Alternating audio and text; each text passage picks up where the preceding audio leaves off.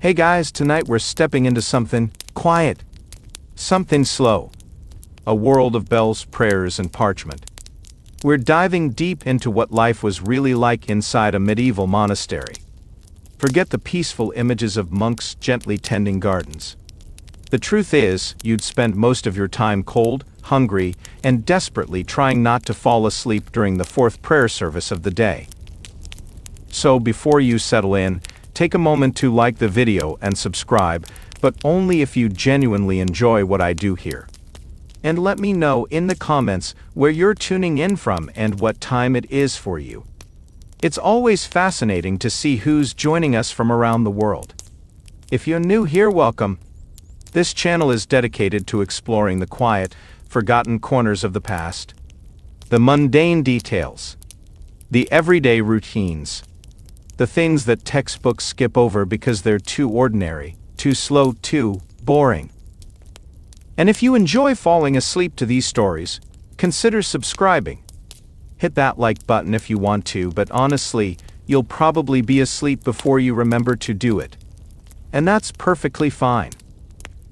Now dim the lights, maybe turn on a fan for that soft background hum. And let's ease into tonight's journey together. Congratulations! You've just woken up in the year 1247. But you're not in a village, or a castle, or even a city. You're in a monastery. And that bell you hear? That's the signal that your day is about to begin. It's 2 a.m. You wake up in complete darkness. The air is cold, so cold that you can see your breath forming small clouds in front of your face, though of course you can't actually see them because it's still hours before dawn. You're lying on a thin straw mattress on a wooden platform. There's a rough wool blanket over you, but it doesn't do much against the chill that seeps through the stone walls of the dormitory. You realize slowly that you're a monk in a Benedictine monastery somewhere in England. The year is 1247. You've been here for 7 years now, ever since you were 12 years old. Your family gave you to the monastery, a younger son with no inheritance coming his way, and the monastery needed more hands to work the land and copy manuscripts. Somewhere in the darkness, a bell begins to ring. It's the bell for Matins, the first prayer service of the day. The sound echoes through the dormitory, a slow, steady rhythm that pulls you from whatever dream you were having. You can't remember the dream now. You rarely remember your dreams anymore. You sit up slowly, your body stiff from the cold and from sleeping on the hard mattress. Around you, in the darkness, you can hear other monks doing the same thing, the rustling of rough fabric, the creaking of wooden bed platforms, someone coughing quietly. No one speaks. Speaking is not allowed during the night hours. The rule of silence must be observed. You swing your legs over the side of your bed platform and feel around with your feet for your shoes. They're simple leather shoes, worn thin from years of walking these stone floors. You find them and slip them on. Then you stand, reaching for your habit, the long robe that marks you as a monk, which hangs on a peg near your bed. You pull it over your head, feeling the rough wool against your skin. The dormitory is a long room with bed platforms lining both walls. There are 40 monks in this monastery, and most of them sleep here in the dormitory. Only the abbot and a few of the older, more important monks have private cells. You are not one of those monks. You sleep here with everyone else in the cold and the dark. You make your way slowly through the darkness toward the door. You know this path well. You've walked it every night for 7 years. You know how many steps it takes to reach the door. You know where the floor is uneven and might trip you if you're not careful. You know the sound your shoes make on the stone. Other monks are moving in the same direction, a slow procession of dark figures shuffling through the darkness. Still, no one speaks. The only sounds are footsteps and a rustling of fabric, and occasionally someone clearing their throat or coughing. Outside the dormitory, a dim light glows, a single candle and a lantern, held by the brother whose job it is to light the way to the church. You follow the light down a stone corridor, your footsteps echoing slightly. The walls are bare stone, cold to the touch.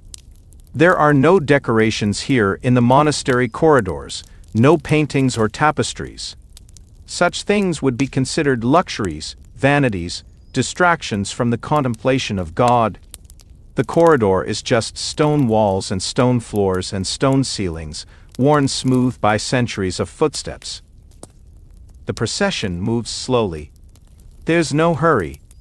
The bell is still ringing, calling you to prayer, but it will ring for several more minutes. You have time. Everything in the monastery operates on a precise schedule, marked out by bells. There are bells for waking, bells for prayer, bells for meals, bells for work, bells for sleep. The bells order every moment of every day, and you've learned not to think about time in any other way. You don't think it's early or it's late. You think it's time for matins or it's time for vespers. You reach the church and file in with the other monks. The church is larger than the dormitory, with high stone ceilings and narrow windows. During the day, light comes through those windows, but now, in the deep hours of night, there's only candlelight. Candles on the altar, candles along the walls, small flames that flicker and create moving shadows on the stone. You take your place in the choir stalls. These are wooden seats arranged in rows facing each other across the center of the church. Every monk has an assigned seat. Yours is in the third row on the left side. You've sat in this same seat for 7 years, twice a day, every day. You know every scratch in the wood, every worn spot where your hands rest during long services. The other monks file in and take their places. Still silent. The rule of silence continues. You stand there, waiting, your breath visible in the cold air.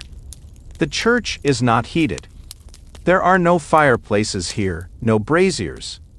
Heat would be a comfort, and comfort is not the purpose of monastic life. The purpose is prayer and work and contemplation of the divine, and if you're cold, well, that cold can help focus your mind on spiritual, rather than earthly things. The abbot enters last. He's an older man, perhaps 60, though it's hard to tell exact ages. Life in the monastery ages some men quickly and preserves others. The abbot walks slowly to his seat at the front of the choir and sits down. This is the signal. Everyone sits. For a moment, there's silence. Complete silence. 40 monks sitting in the candlelit darkness, waiting. Then the cantor, the monk whose job it is to lead the singing, stands and begins to chant.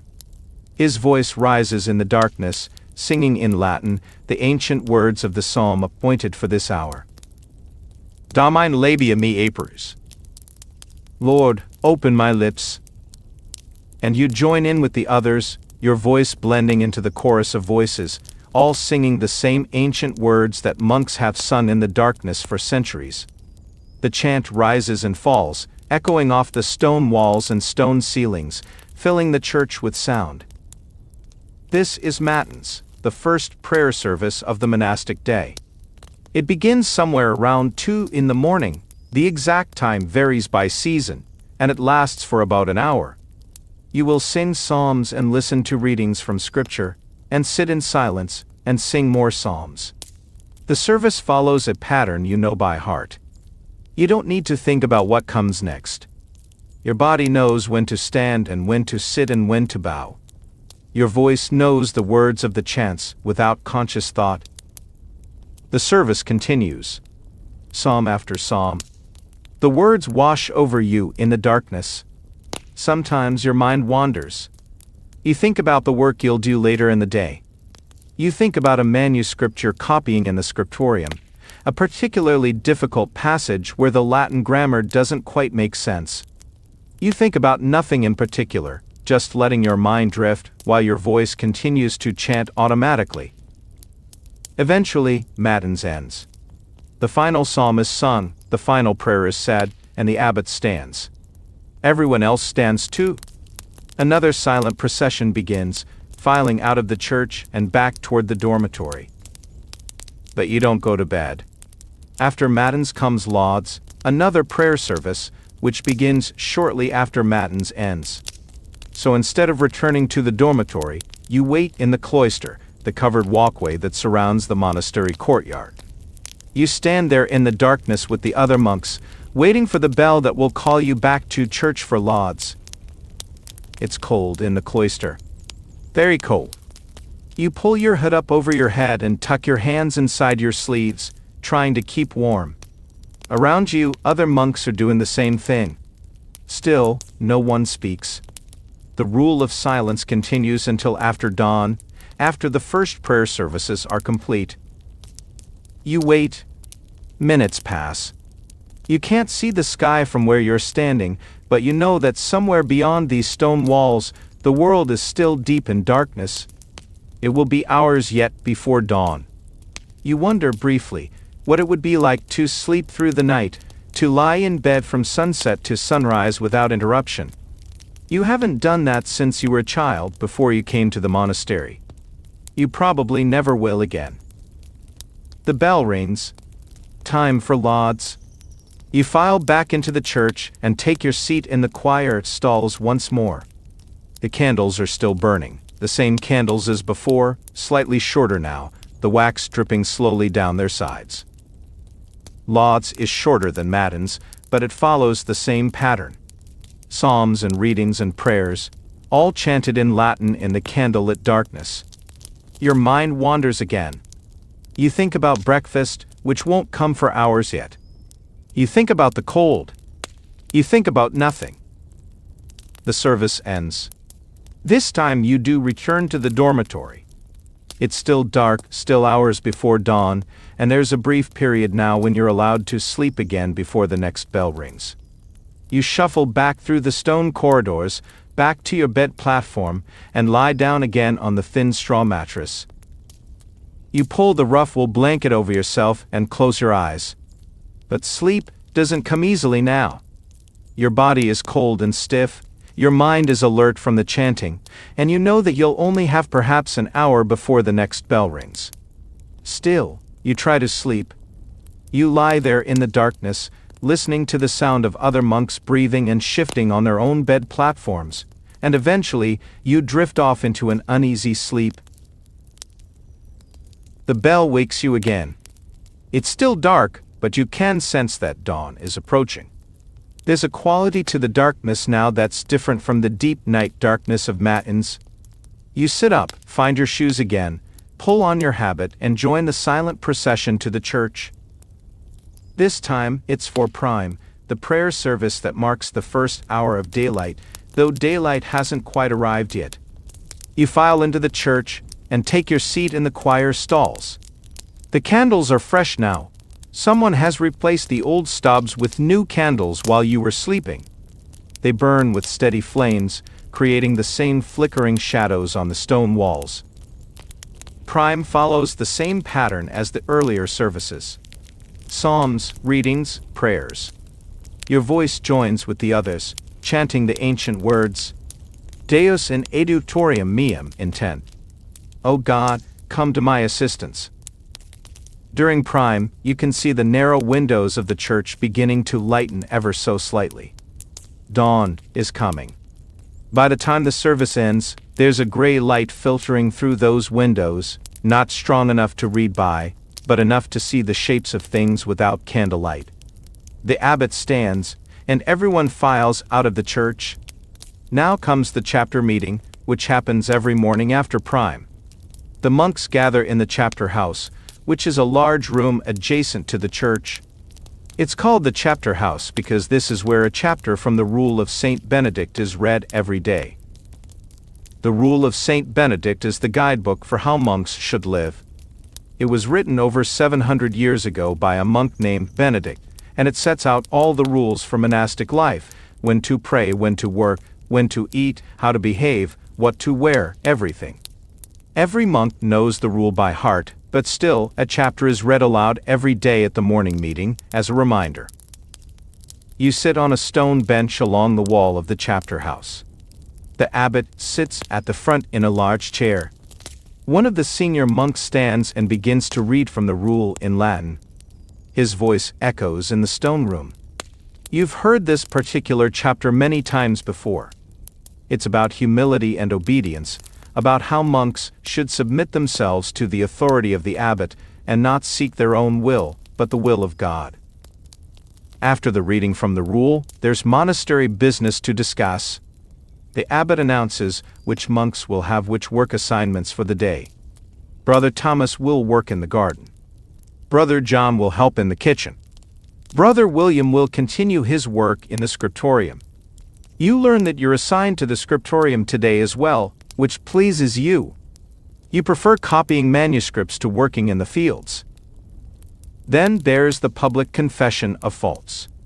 This is the part of the chapter meeting where monks are expected to confess any violations of the rule they've committed. Brother Peter stands and admits that he spoke during the time of silence.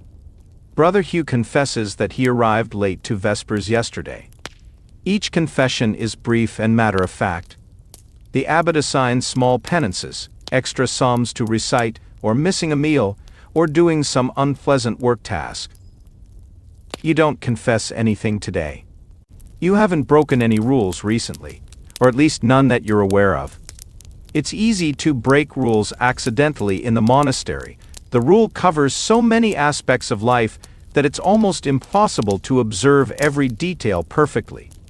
But the major rules, the important ones, you've been careful about. The chapter meeting ends. The abbot stands, and everyone stands with him. He gives a blessing in Latin, making the sign of the cross in the air, and then everyone files out of the chapter house. Now, finally, it's time for breakfast. But breakfast in a monastery is not like breakfast in the outside world. You walk to the refectory, the dining hall, and take your place at one of the long wooden tables. The tables are arranged in rows, with benches on either side. Every monk has an assigned place at table, just as they have an assigned place in the choir stalls. The refectory is a large room with a high ceiling and narrow windows. There's a raised platform at one end where the abbot and the senior monks sit at a separate table. Along one wall is a pulpit, a small elevated platform with a wooden lectern. This is where a monk will stand and read aloud during the meal. You sit down at your assigned place. Other monks file in and sit at their places. Still silent. The rule of silence extends to meals as well. Monks are not allowed to talk during meals. Instead, one monk reads aloud from a religious text while the others eat, so that even during the physical necessity of eating, the mind remains focused on spiritual things. The food is brought out by monks whose turn it is to serve in the kitchen. They move silently along the tables, placing wooden bowls in front of each monk. Today's breakfast is simple: a piece of bread, hard and dark, made from rye flour mixed with barley. There's also a small bowl of pottage, which is a thick porridge made from oats and water with a little salt, and is weak ale to drink. Water in medieval England is often unsafe to drink, so everyone drinks ale instead, even monks, though the monastery ale is thin and watery, not strong. You pick up your spoon, a simple wooden spoon, worn smooth from years of use, and begin to eat. The pottage is lukewarm and bland. The bread is tough and requires a lot of chewing. But you're hungry, and you eat steadily. Around you, the other monks are eating too. The only sounds the scraping of wooden spoons against wooden bowls and the occasional cough or cleared throat. From the pulpit, a monk begins to read. His voice carries through the refectory as he reads from a Latin text. Today it's from the works of St. Augustine, discussing the nature of sin and redemption. You've heard this passage before. You listen with half your attention while you eat. The meal doesn't take long. There isn't much food, and you eat it quickly. When you're finished, you sit quietly with your hands folded, waiting for everyone else to finish. You're not allowed to leave the refectory until the abbot signals that the meal is over. Eventually, the last monks finish eating. The reader in the pulpit closes his book. The abbot stands and says a prayer in Latin, thanking God for the food. Everyone stands and responds with Amen. Now the refectory empties quickly. Monks assigned to kitchen duty stay behind to clean up, but everyone else files out. You head toward the scriptorium, which is where you'll spend most of the day. The scriptorium is a large room on the second floor of the monastery, above the chapter house. It has large windows on two sides to let in as much natural light as possible, because copying manuscripts requires good light. The windows have glass in them, which is unusual and expensive, but necessary for this work. Still, even with the windows, it's a cold room. There's no fireplace here because fire would be too dangerous with all the parchment and manuscripts. You enter the scriptorium and go to your assigned desk. It's a slanted wooden desk with a tall stool. On the desk is the manuscript you're currently copying, a religious text, a commentary on the Book of Psalms written by an ancient church father. Next to it is a fresh piece of parchment, stretched tight on a frame, where you'll copy the next page of text. You have your tools arranged carefully on the desk, several quill pens made from goose feathers, a small knife for sharpening the quills and scraping away mistakes, a pot of ink made from oak galls and iron, a ruler for keeping your lines straight, and a piece of pumice stone for smoothing the parchment. You sit down on your stool and pick up one of the quills. You dip it in the ink and begin to write, copying the Latin text letter by letter from the original manuscript to your fresh parchment. The work requires total concentration. You must form each letter carefully, making sure they're all the same size and evenly spaced. You must not make mistakes because mistakes are difficult to correct on parchment. The scriptorium is silent except for the scratching of quills on parchment.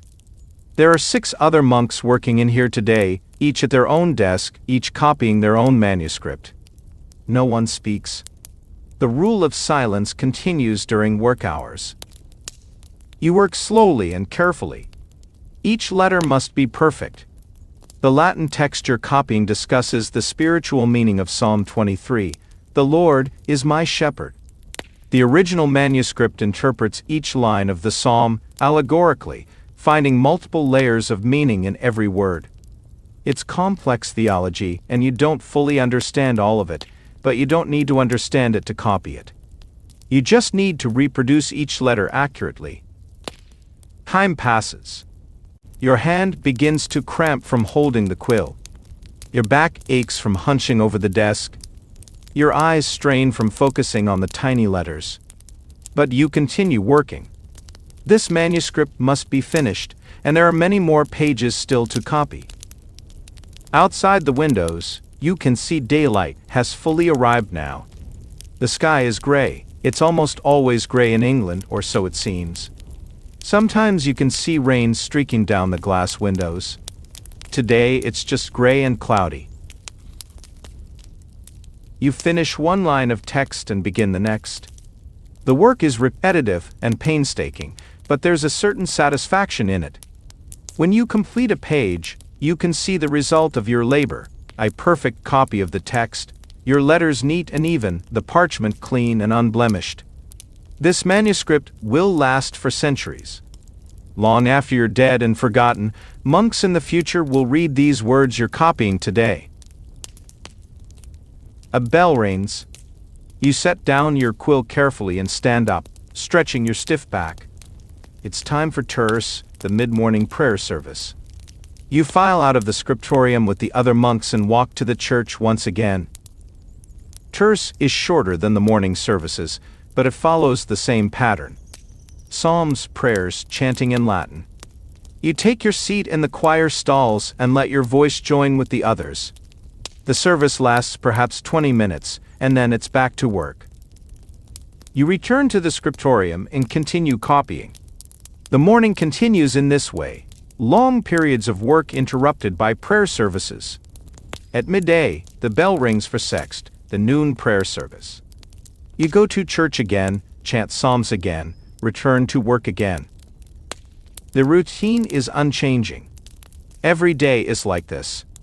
Every day has been like this for 7 years, and every day will be like this for the rest of your life.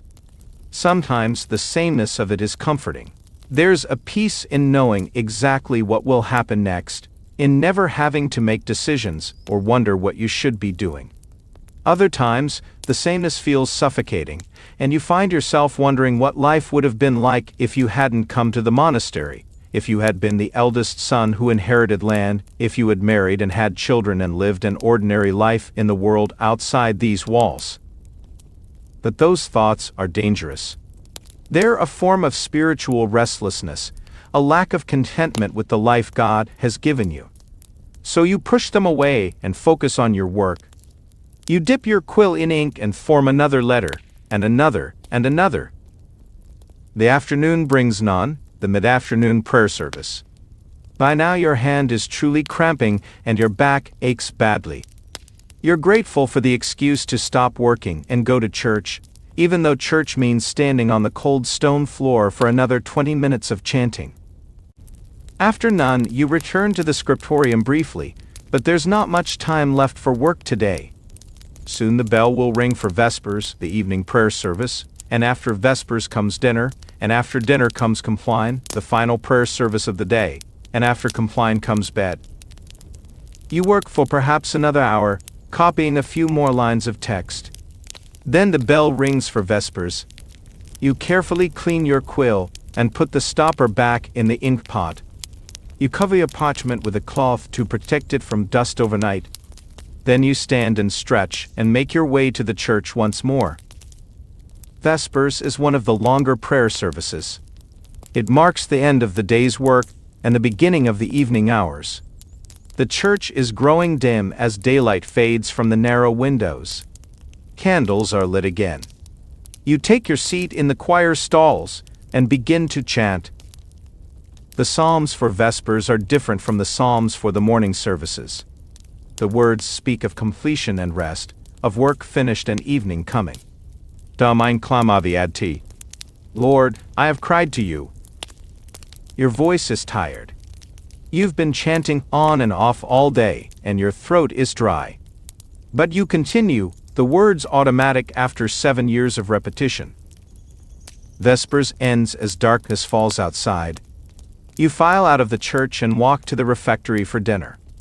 Dinner is much like breakfast, the same silent meal, the same reading from the pulpit, the same simple food. Tonight there's bread again, and pottage again, but also a small piece of cheese and some boiled vegetables from the monastery garden. It's not much, but it's more than breakfast. You eat in silence, listening to the monk reading from the pulpit. Tonight he's reading from the life of a saint, Saint Martin of Tours, who lived centuries ago and did many miracles. The story is familiar. You've heard it many times before. After dinner, there's a brief period of free time before Compline. Some monks go to the cloister to walk and think. Others go to the church to pray privately. You decide to go to the warming room, which is the only room in the monastery with a fireplace. The rule allows monks to warm themselves by the fire for a short time each evening during the winter months. The warming room is crowded with monks, all standing or sitting near the fireplace, holding their hands out toward the flames. The warmth feels wonderful after the cold of the day. You stand there, feeling the heat slowly seep into your cold fingers and cold feet, and for a few minutes you allow yourself to simply enjoy this small physical comfort. But the time is short. Soon the bell rings for Compline, the final prayer service of the day. You walk to the church one last time. Compline is the shortest service, just a few psalms and a final prayer asking God's protection through the night. Convert nos Deus salutaris noster. Convert us, O God our Savior. The service ends. The abbot gives a final blessing. And then, at last, it's time for sleep. You walk through the dark corridors to the dormitory, guided by a single candle lantern. You find your bed platform, take off your shoes, and lie down on the thin straw mattress, pulling the rough wool blanket over yourself. Around you, the other monks are doing the same. Within minutes, the dormitory is silent, except for the sound of breathing and occasional snoring. You close your eyes, exhausted from the long day. Tomorrow will be exactly the same as today. The same bells, the same prayers, the same work, the same meals, and the day after that will be the same again. This is your life now. This is the life you will live until you die, however many years from now that might be. Some monks live to old age here in the monastery. Others die young from sickness or accident. You don't know which will be your fate. But for now, you're simply tired. You let your mind drift, let your body relax, and slowly you fall asleep. Days pass. Weeks pass. The routine never changes. Matins in the deep night, lauds before dawn, prime at first light, chapter meeting, breakfast, terce, work, sext, more work, none, vespers, dinner, compline, sleep. Every day, the same pattern. The bells ring at the same times. The psalms are chanted in the same way. The meals are the same simple foods. But within this unchanging pattern, there are small variations that mark the passage of time. The seasons change. In winter, the nights are longer, and the days are shorter, so matins comes even earlier, and vespers comes earlier too. In summer, the opposite, matins is later and vespers is later. The length of the day's work changes with the seasons too. In summer, when daylight lasts longer, there are more hours for copying manuscripts or working in the fields.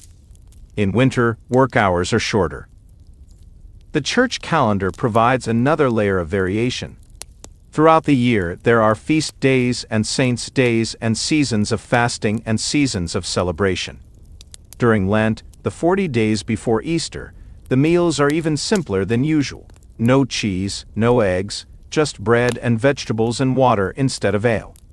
The prayer services during Lent are longer too, with additional psalms and readings.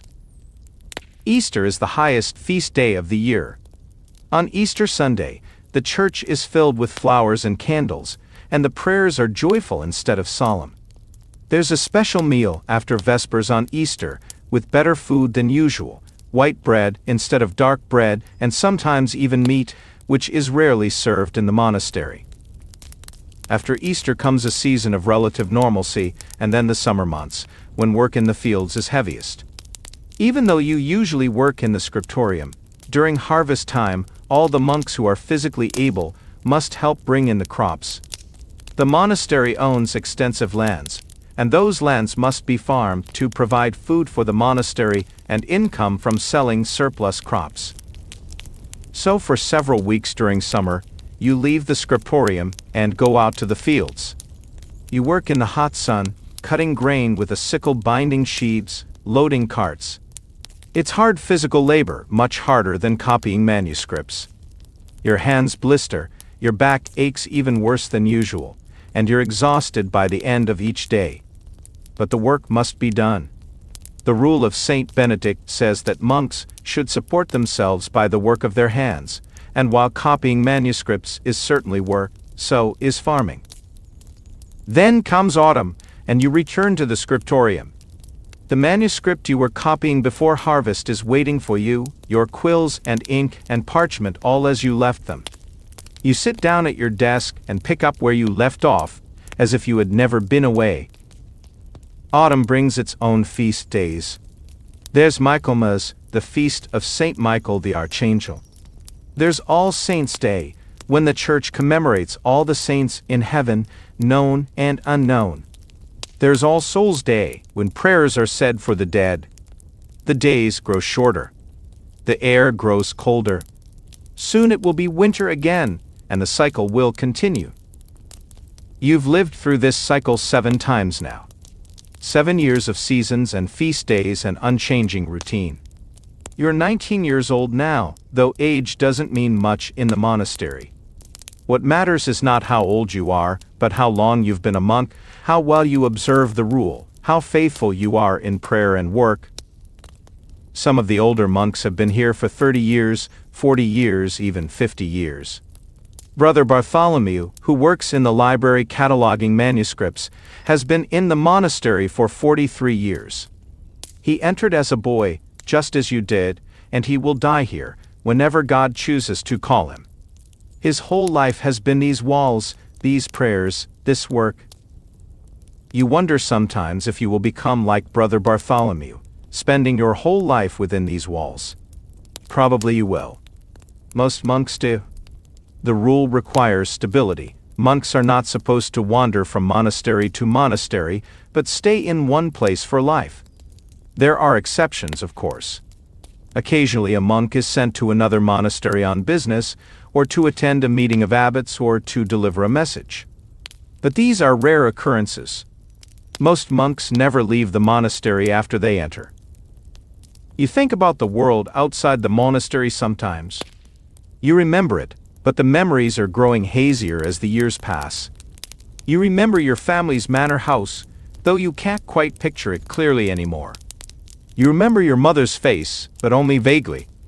You remember playing with other children in the village, but you can't remember their names. The world outside is changing, you know.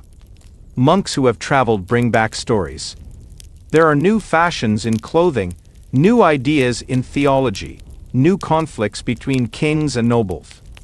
The King of England is Henry III, a weak ruler dominated by foreign favorites, or so you've heard. There are tensions with France. There are disputes between the king and the barons. But none of this affects life in the monastery. The monastery exists outside of politics and fashion, and the changes of the world. The monastery is meant to be eternal and unchanging, a little reflection of the eternal unchanging nature of God. Kings rise and fall, wars are fought and ended, fashions change, but the monastery remains the same, and the routine remains the same, and the prayers remain the same.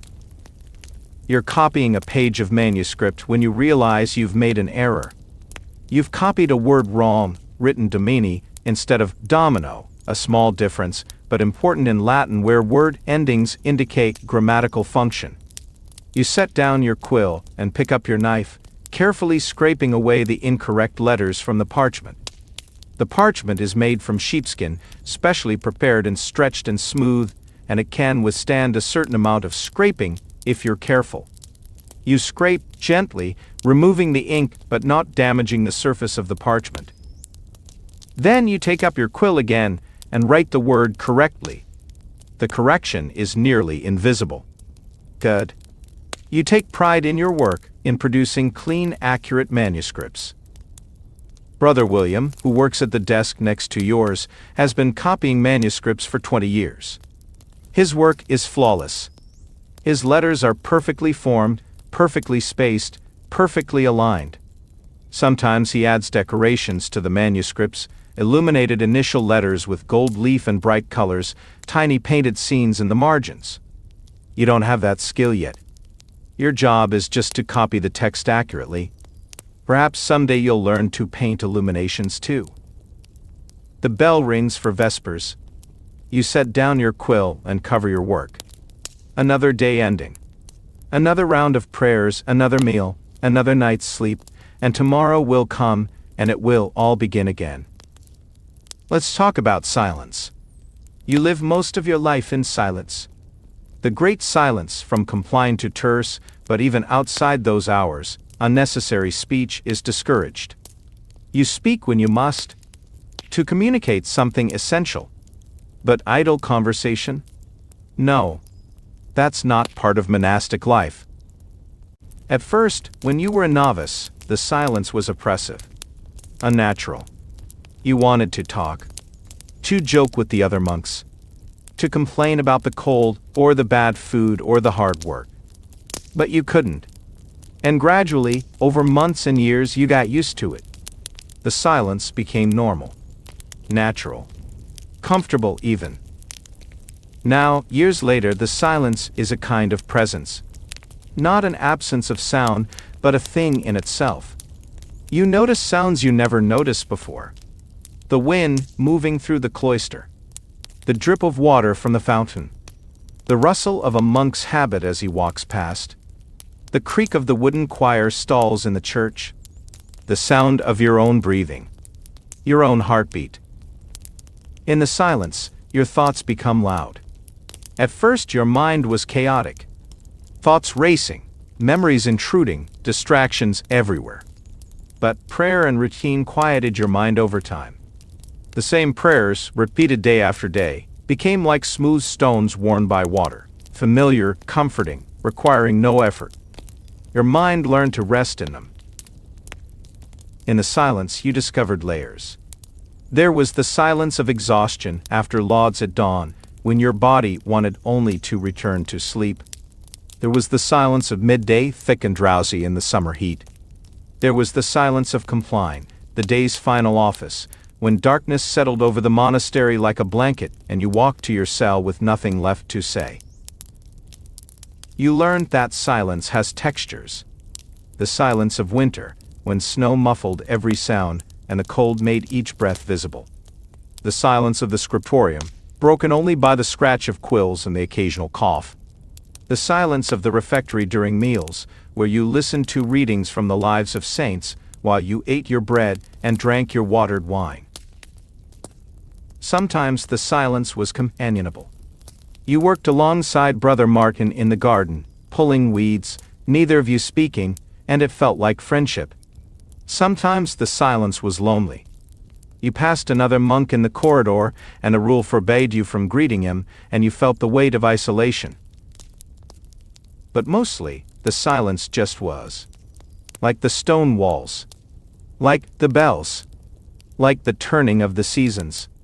It became the fabric of your existence, so constant you forgot it was there, until a visitor came from outside and shattered it with unnecessary words, and you realized how much the world beyond the monastery walls still loved the sound of its own voice. In the cloister, you learned that most things don't need to be said. A nod suffices. A gesture. The silence taught you economy. Why use 10 words when none will do? And so the years passed, in silence, one identical day following another, until you could no longer remember what it felt like to chatter freely, to joke, to argue about nothing. The silence had become you, and you had become the silence. The infirmary sits at the eastern edge of the monastery complex. It's a long, low building with small windows and a thatched roof that needs replacing. You can smell it before you see it, a mixture of herbs, illness, and something else you try not to think about too carefully. Brother Infirmarian is an older monk who studied medicine at a monastery in France before coming here. He knows about bloodletting and the 4 humors. He knows which herbs help with fever and which ones help with pain. He doesn't know about germs or infection or antibiotics because those concepts don't exist yet. He does the best he can with what he has. The infirmary has 12 beds. They're simple wooden frames with straw mattresses and wool blankets. There's always someone in at least half of them. Medieval people get sick a lot. They get fevers and infections and mysterious ailments that come and go. They get accidents from working, broken bones, cuts that won't heal, burns from the kitchen or forge. You walk between the beds slowly. Brother Infirmarian is checking on an elderly monk who's been here for 3 weeks with a persistent cough. The old monk's face is pale and thin. His breathing sounds wet and labored. Brother Infirmarian places a hand on his forehead, feeling for fever. Then he adjusts the blanket and moves to the next bed. The monastery garden supplies most of the medicine. There's chamomile for calming, feverfew for headaches, willow bark for pain. Though they don't know it contains the same ingredient as aspirin, they know it works. There's sage and thyme and rosemary. There's garlic for infections. There's comfrey for wounds, though using too much can be dangerous in ways they don't fully understand. Brother Infirmarian prepares a poultice for a younger monk who cut his hand badly in the woodshop 2 days ago. The wound is red and swollen, infected, though he doesn't use that word. He crushes garlic and mixes it with honey and applies it to the wound, then wraps it with clean linen. The young monk winces but doesn't complain. Complaining about pain is seen as a spiritual weakness. You sit with one of the sick monks for a while. He's middle-aged, with a fever that comes and goes. He's been here for a week. Sometimes he's lucid and can talk. Sometimes he mutters things that don't make sense. You read to him from the Psalms. He doesn't respond, but Brother Infirmarian says it helps anyway. Maybe it does. Maybe it doesn't. You read anyway. Bloodletting is considered one of the most important medical treatments.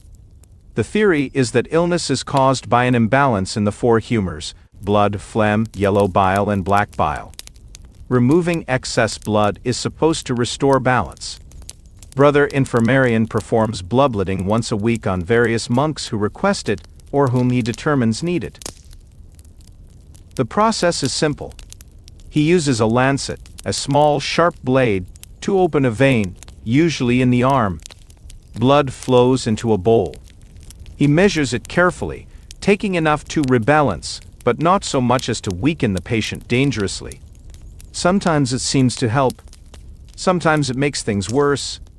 Sometimes it makes no difference at all. Medical understanding in the 12th century is a mixture of observation, tradition, and theory that doesn't always match reality. Some monks come to the infirmary not because they're physically ill, but because they're exhausted or mentally struggling. The constant routine, the isolation, the cold, the hunger during fasting periods, it all takes a toll. Brother Infirmarian tries to help them too. He gives them lighter duties. He talks with them. Sometimes he prescribes rest, which is a radical treatment in a place where idleness is considered sinful. You remember the time you spent a week in the infirmary yourself. You'd collapsed during matins, just fell over in the middle of a psalm. When you woke up, you were in one of these beds, and Brother Infirmarian was spooning broth into your mouth. You'd been pushing yourself too hard, fasting too strictly, sleeping too little, praying too intensely. Your body simply gave out. The broth was thin and warm. Brother Infirmarian didn't lecture you. He just made sure you ate and slept. After 3 days, you felt human again. After a week, you were back to your duties. But you learned something about limits, about the difference between devotion and self-destruction. There's a small preparation room attached to the infirmary where Brother Infirmarian stores his supplies. Clay jars full of dried herbs line wooden shelves. There are bandages rolled and ready. There are bottles of wine for cleaning wounds. They don't know why it helps, just that it does. There's a collection of medical texts, including copies of works by Galen and Hippocrates, translated from Greek to Latin. Brother Infirmarian reads these texts constantly, trying to understand medicine better. But so much of what they contain is wrong. The theory of humors is wrong. The idea that disease is caused by bad air, miasma, is wrong. The various astrological considerations for when to perform treatments are wrong. But it's the best knowledge available, and Brother Infirmarian applies it with genuine care and dedication. Some illnesses pass through the monastery like waves. A coughing sickness that leaves everyone weak for weeks. A stomach ailment that empties the infirmary beds into the latrines. A fever that takes 2 monks and nearly takes 3 more. You don't have words like epidemic or contagious disease, but you understand that sometimes sickness spreads, that being near sick people makes you sick too. When this happens, the monastery becomes a quieter place. Services are shorter. Work slows down. Everyone moves carefully, as if afraid that too much exertion will invite illness in. Brother Infirmarian works day and night, preparing remedies, checking on patients, trying to keep people alive with tools and knowledge that are, by modern standards, woefully inadequate. And yet, many monks survive illnesses that could have killed them. Some of this is luck. Some of this is the care they receive. Some of this is simply that they're relatively well fed and housed compared to the peasants outside the monastery walls, whose lives are even more precarious, whose illnesses are even more likely to be fatal. You think about death sometimes, sitting here in the infirmary. It's all around you in medieval life. Children die young. Women die in childbirth. Men die from accidents, from disease, from violence. The average life expectancy is somewhere in the 30s or 40s, though if you survive childhood, you have a decent chance of living longer. But in the monastery, death is supposed to be less frightening. You've spent your whole life preparing for it, after all. You've prayed for the souls of the dead. You've contemplated mortality in your meditations. You've read about saints who welcomed death as a release from earthly suffering, as a doorway to eternal life with God. Still, when you watch an old monk struggling to breathe, when you see the fear in his eyes despite his faith, you realize that knowing death is coming and accepting it are two different things. Even monks, even men who have devoted their lives to God, are afraid sometimes. Brother Infirmarian never seems to sleep. You've come to the infirmary at all hours, early morning, late night, middle of the day, and he's always here, always moving between beds, always checking on someone. He takes his meals here, cold porridge or bread brought by the kitchen monks. He prays here, quick prayers whispered between tasks. Someone once asked him if he ever gets tired of the infirmary, of the constant illness and suffering. He said no. He said this is where he feels closest to God, in service to the sick. He said Christ himself healed the sick, and that by caring for the ill, he's following Christ's example. You think this is probably true. You also think Brother Infirmarian is exhausted in ways that go beyond physical tiredness. The afternoon light slants through the small windows, illuminating dust motes in the air.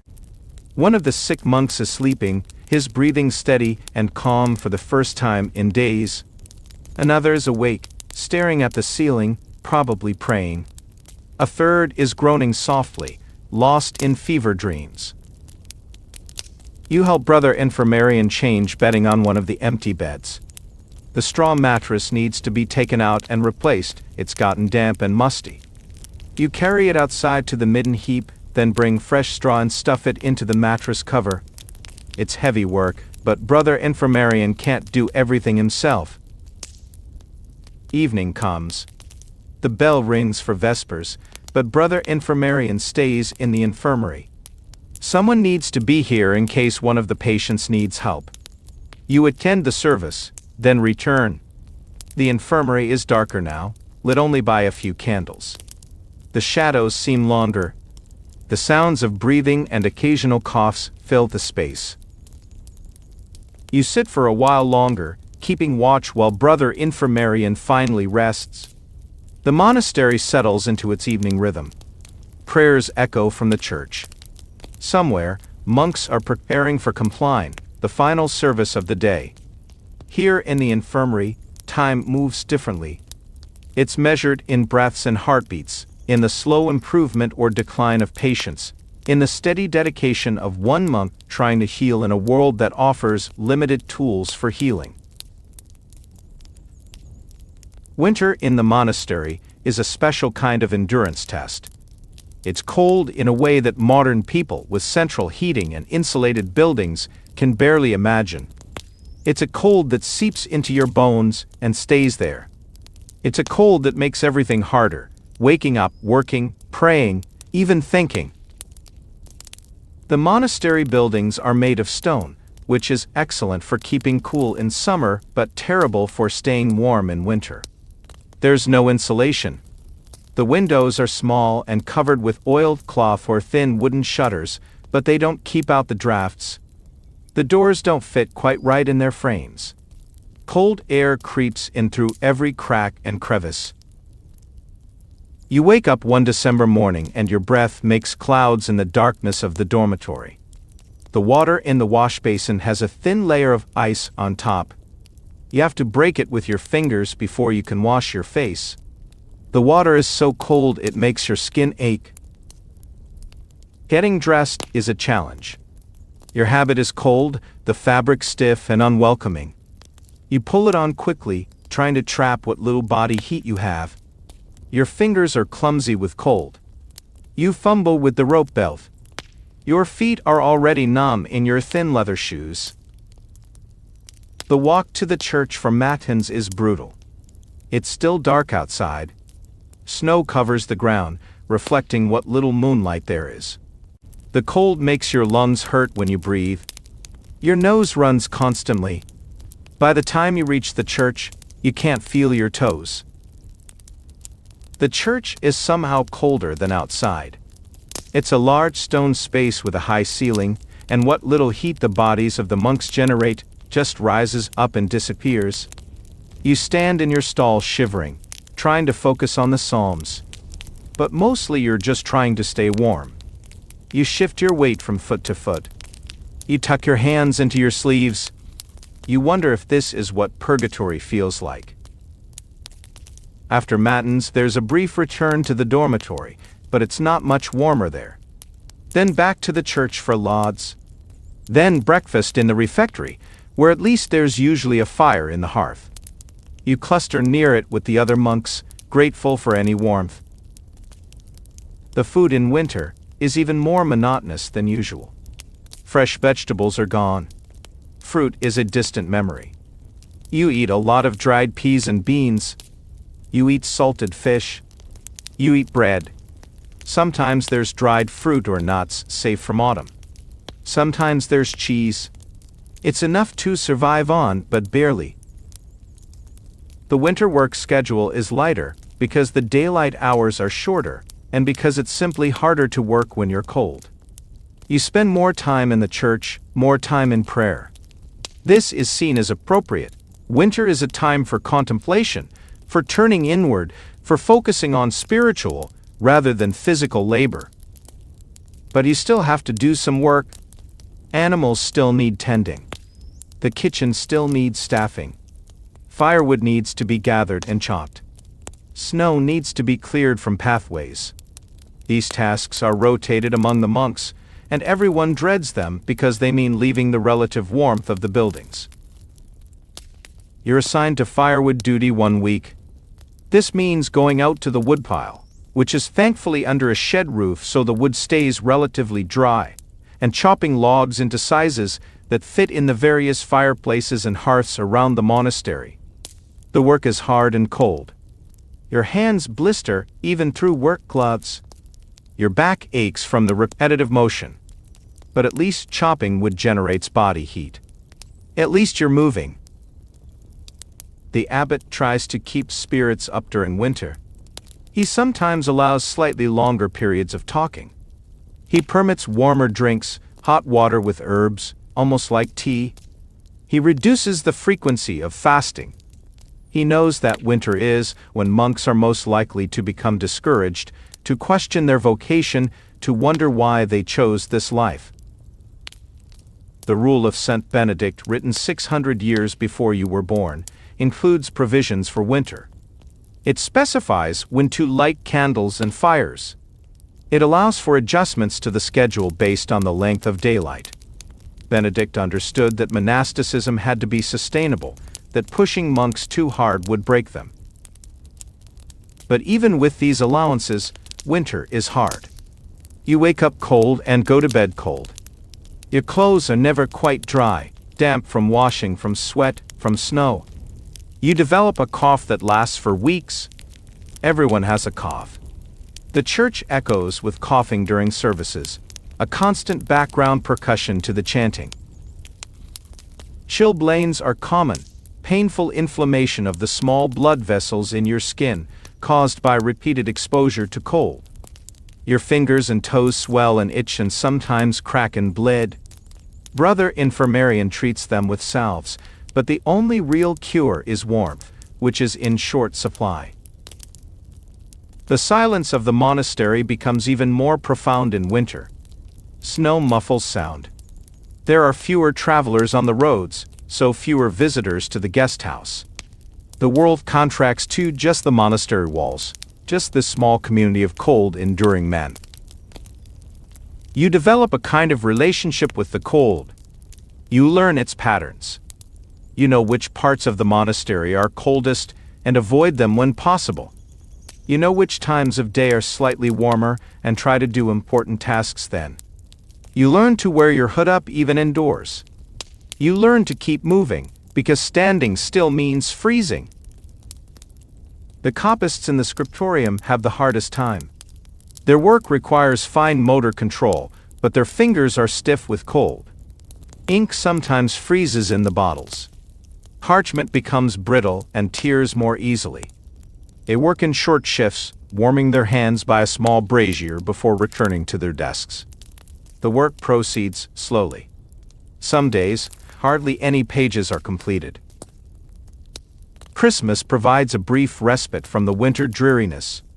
There's a special feast, actual meat, fresh bread, wine instead of watery ale. The church is decorated with evergreen branches. The services are longer and more elaborate, with special hymns and readings. For one day, the cold seems less oppressive, the routine less grinding. But then December continues into January and January into February, and winter goes on and on. You begin to understand why medieval people saw winter as a kind of dying, why they associated it with death and dormancy. Everything feels suspended, waiting for spring that seems like it might never come. You spend more time in the library during winter, when outdoor work is impossible. You read by candlelight, wrapped in every layer you own. You read about saints who lived in the desert, who endured blazing heat and burning sun. You find yourself envying them. Heat seems like a luxury beyond imagining. The older monks tell stories about particularly bad winters from years past. The winter when the well froze solid and they had to melt snow for water. The winter when 3 monks died of fever and they couldn't dig graves because the ground was frozen like iron. The winter when the roof of the dormitory partially collapsed under the weight of snow. These stories are meant to provide perspective, to help you realize that this winter isn't as bad as it could be. But they also serve as warnings. Winter kills. It kills the weak, the sick, the unlucky. Survival isn't guaranteed. You notice that your thinking slows down in winter. It's harder to concentrate during the long prayer services. It's harder to follow the readings. Part of this is the cold. It's genuinely difficult to think when you're freezing. Part of it is the darkness. The short days and long nights mess with your sense of time and your mental state. February is the worst month. By February, you've been cold for so long that you've almost forgotten what warmth feels like. The stored food is running low and getting stale. Everyone is tired and irritable.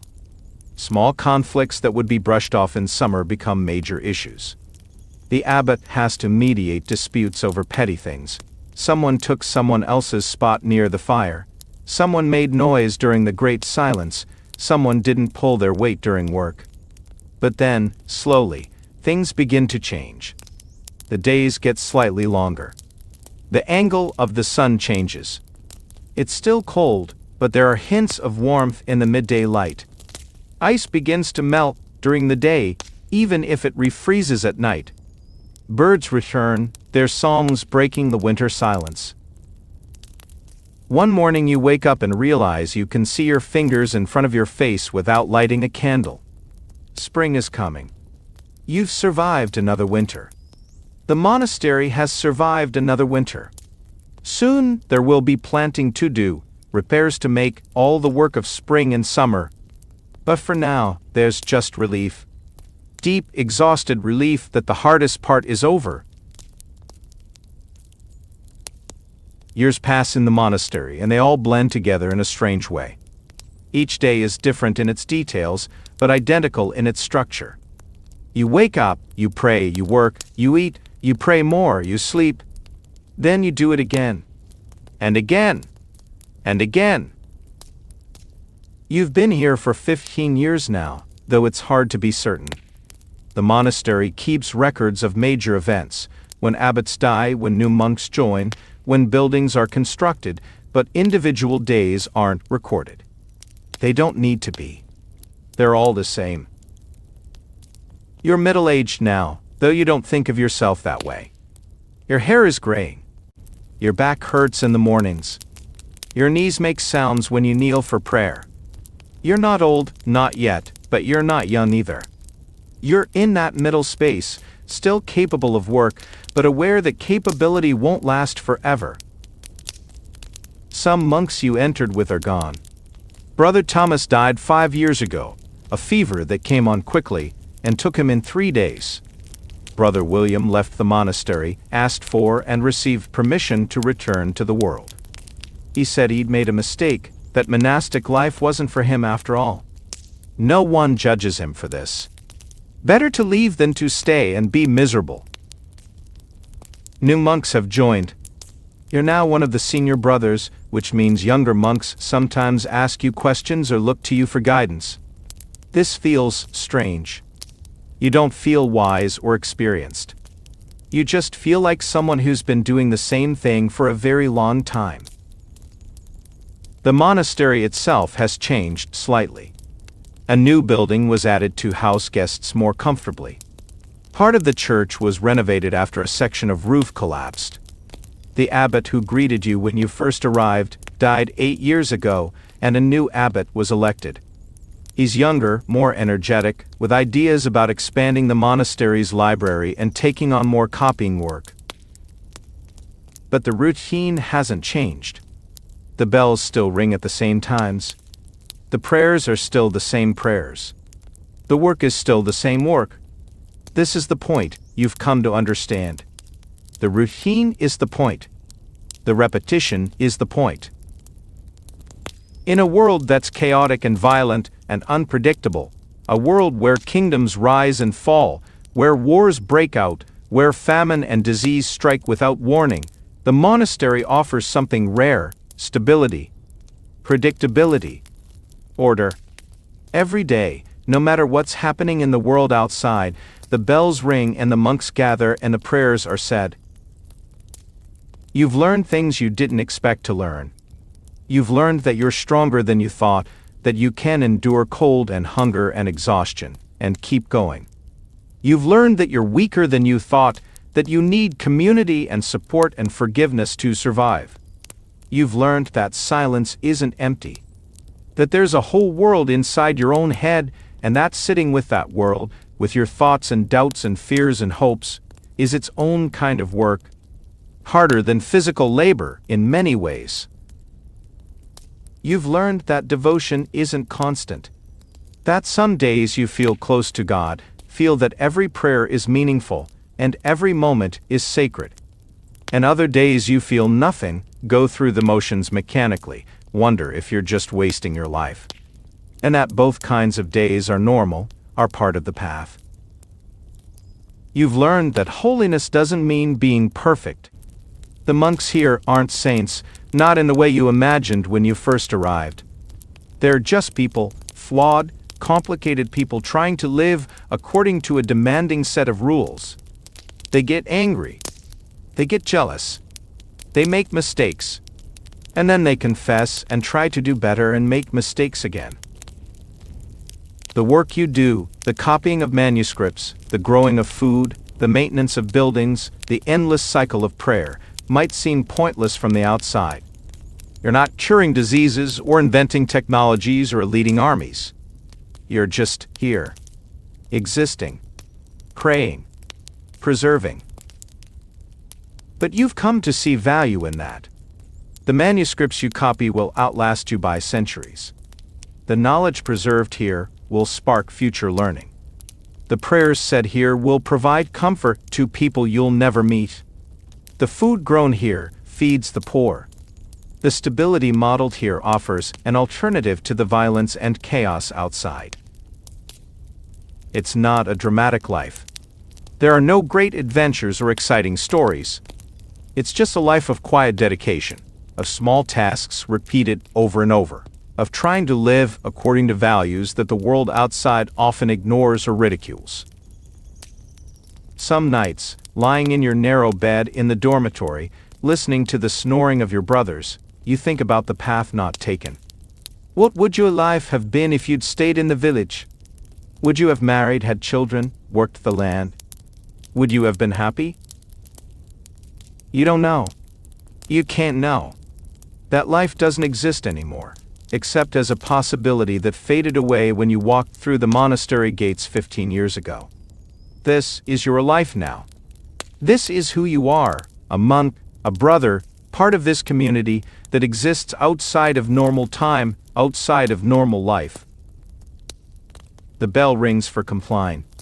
It's late. You're tired. Tomorrow will be exactly like today, and the day after will be exactly like tomorrow. There's comfort in that. There's also a kind of sadness. But mostly there's just acceptance. This is the life you chose. These are the vows you took. This is the work you do. You walk to the church with your brothers. Your feet know the path by heart, could walk it blind in the darkness. The church is cold and familiar. You take your place in the choir stall, worn smooth by decades of monks standing just where you're standing now. The prayers begin. The same prayers you've said thousands of times before. You know them so well that your mouth forms the words without conscious thought. Your mind wanders sometimes and then comes back. This too is normal. This too is part of the practice. Outside the monastery walls, the world continues. Kingdoms clash. People are born and die. History unfolds in ways that will seem important to future generations. But in here, in this stone church lit by candles, with these men in their wool habits chanting Latin prayers, time moves differently. Or maybe time doesn't move at all. Maybe this is what eternity feels like, not an endless future, but an eternal present, where every moment is the same moment, where every prayer is the same prayer, where every day is just this day, forever. The service ends. The abbot says the final blessing. You process out of the church in silence, back to the dormitory, back to your narrow bed with its rough blanket. Tomorrow you'll wake before dawn when the bell rings for matins, and the whole cycle will begin again. This is the history of medieval monastery life. Not exciting, not adventurous. Just this, daily routine, quiet dedication, prayers in the darkness, work in the daylight, and the deep, slow rhythm of a life lived deliberately outside the normal flow of time. If you're still awake, you probably shouldn't be.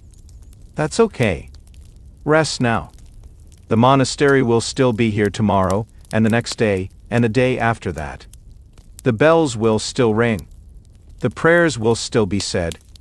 The work will still be done. It's always been this way. It always will be this way. Sleep now. Thanks for watching.